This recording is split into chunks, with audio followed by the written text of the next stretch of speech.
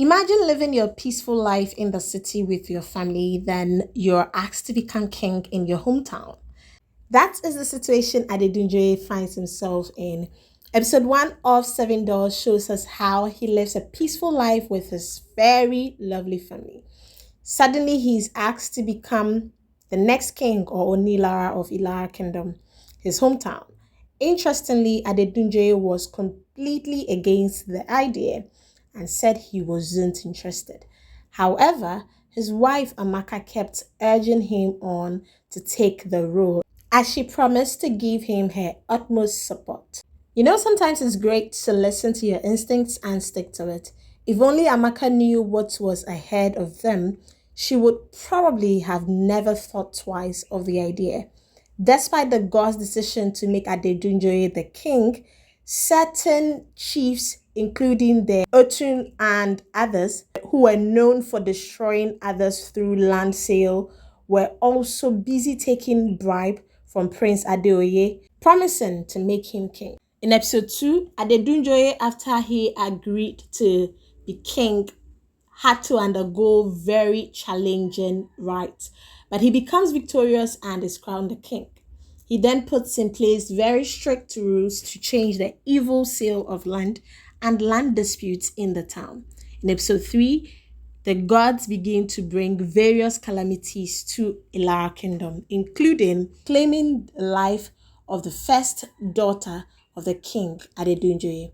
He consults the gods and is told that this is because of his disobedience to the order of the gods for him to knock on 7 doors. This means he has to marry 7 wives. Well, you can imagine how difficult this is because this is a very loyal man that loves his wives very much. He doesn't understand why his refusal to marry 7 wives is the cause of all the problems in the kingdom. Thus, he inquires of the chief priest, who tells him that his forefather committed a very serious crime of sacrificing his 7 wives to add their lifespan to his so he can live longer.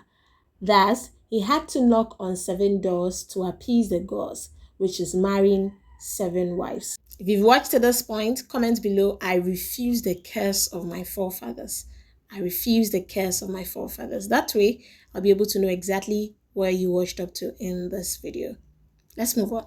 However, in episode 6, despite the fact that Adedunjoye agrees to the requirements of the gods strike again, and he's instructed to face Esusu, the dangerous person his forefather consulted during his time.